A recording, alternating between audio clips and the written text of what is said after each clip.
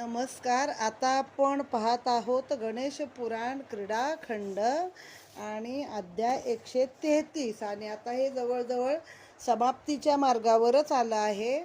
आज 4-5 अध्याय घेतले तर उद्याला ह्याचा शेवट होणार आहे. तर आपण आता गणेश पंचरत्नातलं जे स्तोत्र आहे त्याचा एक अध्याय आपण पाहूया.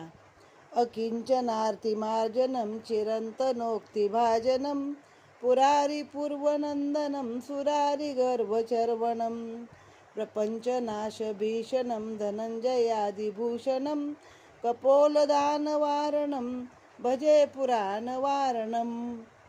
मराठीमध्ये काय आहे अर्थ त्याचा? ज्यांच्याकडे काहीही नाही अशा दरिद्री जनांच्या व्यथा निवारण करणाऱ्या, प्राचीन ग्रंथाचा वर्ण विषय असणाऱ्या, त्रिपुरारी शंकराच्या ज्येष्ठ पुत्र असलेल्या, देवांच्या शत्रूच्या गर्वाचा चोथा करणाऱ्या, जगरहाटीच्या विनाशक प्रलयाचे वेळी भयानक होणाऱ्या, धनंजय नामक अग्नी, म्हणजे एका अग्नीचं नाव धनंजय आहे, त्या गारपत्याग्नी वगैरे अग्नीची नावे आहेत, त्याचे भूषण आहे. गंडस्थळावरून मदस्त्राव होत असलेल्या हत्तीप्रमाणे असलेल्या मदमस्त असलेल्या अशा प्राचीन गजाननाचे मी पूजन करतो. आता मराठीतही याचा श्लोक केला आहे. वर्णे पुस्तका पुराण दीन दैन्य वारितो, पुत्र थोरला हरास दैत्य माझ हारितो, जगांत काळी जो भयान अग्नी दागिना जया, मध्ये भिजे जसे कपोल पूजितो गजास त्या. काही अभ्यासकांनी या श्लोकाच्या दुसऱ्या चरणातील पूर्वारी पूर्वनंदन याचा अर्थ असा घेतला आहे की जो हे सगळी अशी जी स्तोत्र आहेत ना, शंकराचार्यांनी रचलेली आहेत, तर त्यांच्याही अगोदरपासून अस्तित्वात असणारे आनंद तत्व असा अर्थ घेतला आहे. तर तिसऱ्या चरणाचा अर्थ प्रपंचनाश धनंजय या शब्दाच्या अर्थानुसार विविध प्रकारे लावलेला दिसतो. प्रपंच याचा सामान्य अर्थ जगरहाटी ऐवजी प्रपंच अशी फोड करून पंचमहाभूते त्यापैकी एक कोण आहे? अग्नी आहे. भासमान विनाशाच्या काळी भयान रूप धारण कोण करतो? अग्नी करतो. तथापि प्रलयात ही पंचमहाभूते देखील नष्ट होतात. आपल्या शरीरामध्ये प्राण, व्यान, अपान, उदान आणि समान हे 5 वायू आहेत. तर 5 उपप्राण आहेत. नाग, कूर्म, ककल, देवदत्त आणि धनंजय हे आहेत. धनंजय या शब्दाचे विविध अर्थ अग्नी, शरीर, पचन, वृद्धी यासाठी आवश्यक असा मस्तकात वास करणारा उपप्राण वायू आहे. मस्तक मध हा शब्द आलाय बघा त्याच्यामध्ये. तर आपल्या मस्तकात जो वायू आहे तो आपल्या पाचनासाठी या वायूला प्रदीपित करतो. तर शरीरवृद्धीचे कार्य करणारा नागरूपातील राक्षस असे आहेत. त्यानुसार शरीरवृद्धीचे कार्य करणाऱ्या वायू किंवा नागरूपातील राक्षस ज्याचे भूषण आहे असाही अर्थ होऊ शकतो. कपोलदान याचा अर्थ काहींनी हत्तीच्या गंडस्थळावरून वाहणारा मदस्त्राव असा घेतला आहे, तर काहींनी हत्तीच्या सोंडेवरती सोडलेले शोभिवंत वस्त्र असाही घेतला आहे. पण शेवटी ही सारी गणेशाची स्तुतीच केलेली आहे. आता आपण अध्यायाला प्रारंभ करूया. अध्याय 133 आहे. पाराशरांच्या आश्रमात गजानन. वरेण्य राजाची राणी पुष्पिका जेव्हा जागी झाली तेव्हा आपल्या पुढे 4 हात व 1 सोंड असलेले बालक तिने पाहिले. मग ते पाहिलं ना, बदली केली त्याची एकमेकाशी. गणपतींनी सांगितलं की मला तिकडं नेऊन सोड पुष्पदंतीच्या ठिकाणी. त्यानुसार त्याला गणेशाला तिथे सोडून दिलं आहे आणि त्याच्या बदली त्या राजाचं जे काही मूल आहे ते म्हणजे घेतलं. नंदीला हे काम सांगितलं होतं. मग नंदीनं जाऊन त्या राणीच्या मंचकावरती गणेशाला सोडलेलं आहे. आता तिनं पाहिलं असलं विचित्र बालक, सोंड आहे, 4 हात आहेत, असलं काय करायचं रे बाबा. मग तिने राजाला हे कळवलं. ती पण घाबरली असलं विचित्र बालक पाहून. राजाने आपल्या प्रधानाला व पंडितांना बोलावून ते बालक दाखवले. तेव्हा त्यांनी हे बालक पाहून म्हणले, हे जर घरात ठेवले तर हे अशुभ आहे. आता कृष्णाला सांगितलं होतं ना येऊन खोट्या ज्योतिषानं, ह्याला गावाबाहेर नेऊन पुरून टाका म्हणून, हा तुम्हाला अशुभ आहे, तर ह्याला सोडून द्या अरण्यामध्ये, अशी आज्ञा आपल्या सेवकाला केली. त्याप्रमाणे सेवकांनी त्या विचित्र बालकाला अरण्यात नेऊन सोडून दिले. दैवकृपेने तिथेच पराशर ऋषींचा आश्रम होता. त्यांनी त्या बालकाचे रडणे ऐकून तेथे येऊन आपल्या संतान नसल्याने देवानेच हे दिले असे मनामध्ये आणले. तोच त्यांना ज्ञानदृष्टी प्राप्त झाली आणि हे विचित्र बालक परमेश्वराचा अवतार आहे ही त्यांना भावना झाली. त्यांनी लगबगीने त्याला उचलून आश्रमात आणले व आपल्या पत्नीजवळ दिले. तिने त्याला घेऊन आपल्या हृदयाशी लावल्याबरोबर तिला पाना फुटला आणि त्या बालकाला तिने स्तनपान केलेले आहे. हा अध्याय इथे समाप्त. अध्याय 134. उंदीर गजाननाचे वाहन होतो. एके दिवशी इंद्राच्या सभेत क्रौंच नावाच्या एका गंधर्वाची लाथ चुकून वामदेव नावाच्या ऋषीला लागले.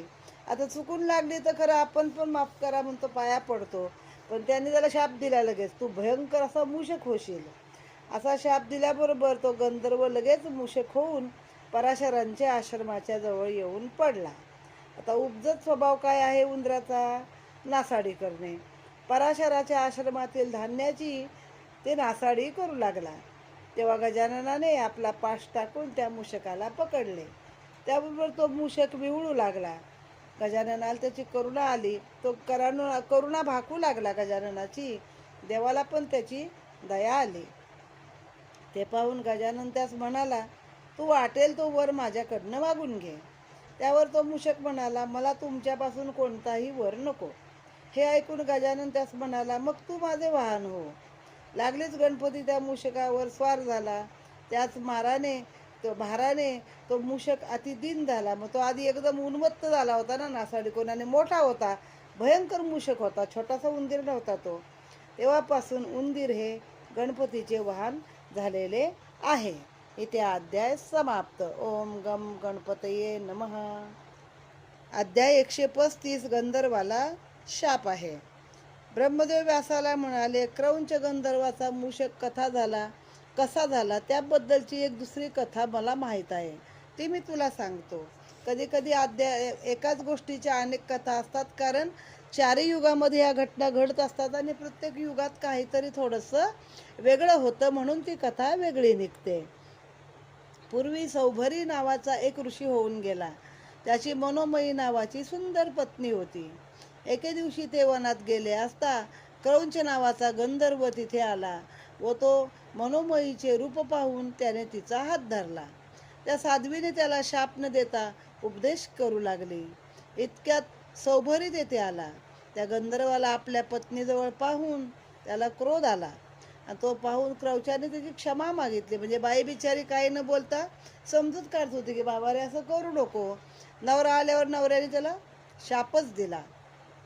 नीचा, मी आश्रमात नसताना तू माझ्या पत्नीशी लगट केलीस, म्हणून तू उंदराच्या जन्माला जाशील आणि लोकांच्या दृष्ट्याआड राहून चोरून मारून आपली उपजीविका करशील. त्या शापामुळे तत्काळ तो मूषक होऊन पराशराच्या आश्रमात येऊन पडला. हा सौभरी ऋषी किती चांगला आहे, त्यानं बायकोचा संशय घेतला नाही तर त्या क्रौंचाला शाप दिला. नाहीतर गौतमानी अहिल्याला शिळा व्हायचा शाप दिला, इंद्राला दिला, पण इंद्राला लगेच उशाप पण मिळाला आणि अहिल्या बिचारी कित्येक वर्ष रामाच्या येण्याची वाट पाहत धरणीवर पडलेली होती. असा इथे हा अध्याय समाप्त झालेला आहे. ओम गम गणपतये नमः. अध्याय 136 आहे. सिंदुरासुराशी लढण्याची तयारी. आता तो सिंदुरासुर अजून आहे ना, मागच्या वेळी पळून गेला होता तो. श्री गणेशाय नमः. एके दिवशी गजानन पराशराला म्हणाला, त्यांचे जंगलात नेऊन टाकलेलं बाळ आहे ना, पुढचा अवतार घ्यावा लागला त्याला सिंदुरासुराच्या लढाईसाठी. अहो तात, मी ज्या कार्यासाठी अवतार धारण केला आहे ते कार्य करण्याची वेळ जवळ येऊन ठेपली आहे. ज्या सिंदुरासुराने यज्ञयागादी कर्मे बंद पाडली आहेत, सर्व अधर्म माजला आहे, म्हणून मी त्याला वध करण्यासाठी आता मी त्याचा वध करणार आहे. त्याचा वध करण्यासाठीच मी अवतार घेतला. हे ऐकून पराशरांना मोठा आनंद झाला आणि त्यांनी गजाननाला शुभ आशीर्वाद दिला. नंतर गजाननाने आपली आयुधे घेऊन तो मूषकावर स्वार होऊन प्रचंड गर्जना करीत सिंदुरासुराकडे आला. तेव्हा प्रचंड गर्जनेने सिंदुरासूर मूर्छित झाला. थोड्या वेळाने सावध झाल्यावर त्याने आपल्या सेवकांना गर्जना केली, आज्ञा केली. कोण आहे बरं? कोण एवढ्या जोरात ओरडतोय, गर्जना करतोय? कोणी केली? ह्याचा शोध घ्या, अशी आज्ञा केली. तेव्हा ते सेवक शोध घेत नगराच्या उत्तर वेशीवर आले.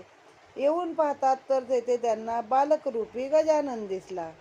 तेव्हा त्यांनी गजाननाला विचारले, हे बालका, गगनभेदी गर्जना करणारा तू आहेस तरी कोण? ते आम्हाला सांग. ते ऐकून गजानन म्हणाला, मी प्रत्यक्ष परमात्मा आहे. तुमच्या या दुष्ट सिंदुराचा वध करण्यासाठी मी आलो आहे, असे तुम्ही तुमच्या धन्याला जाऊन सांगा. तेव्हा ते परत सिंदुरासुरापाशी आले आणि त्याने सांगितले की गजाननाने तुला वध करण्यासाठी पुन्हा अवतार घेतलेला आहे. ते ऐकून सिंदूरही गजाननाशी युद्ध करण्यास सज्ज होऊन त्याच्या समोर उभा राहिला. आता 2 अध्याय आपण एकत्रच वाचूया. हा अध्याय इथं संपला आहे. पुढचा अध्याय 137, सिंदुराचा वध. सिंदूर आपल्याशी युद्ध करण्यास समोर उभा आहे हे पाहून गजाननाने विराट रूप धारण केले. त्याचा तो आकाशा एवढा देह, अनंत हस्त, तेजस्वी डोळे, तेजस्वी मुख, पाताळाच्याही खाली गेलेले पाय आणि आकाशाच्या वर गेलेलं मुख. सिंदूर त्यास भ्याला, पण थोड्याच वेळात सावरून आपल्या हातातील खड्गाचा त्याने त्याच्यावर प्रहार केला. तितक्यात गजाननाने त्याला आपल्या बगलेत धरून जोरात दाबले. तेव्हा सिंदुराचा लाल रंग गजाननात उतरून तोही सिंदुराप्रमाणे लाल झाला. मग गणपतीला जो सिंदूर आपण का लावतो, तर सिंदुरासुराने पुढे वर घेतलेला आहे मागून, त्याला काखेत दाबल्यामुळं लाल झाला गणपती पण. तेव्हापासून त्याला सिंदूरवदन, सिंदूरप्रिय इत्यादी नावे पडलेली आहेत. सिंदुराला आपल्या कवेत दाबल्यानंतर त्याचा श्वास कोंडला आणि तो गतप्राण झाला.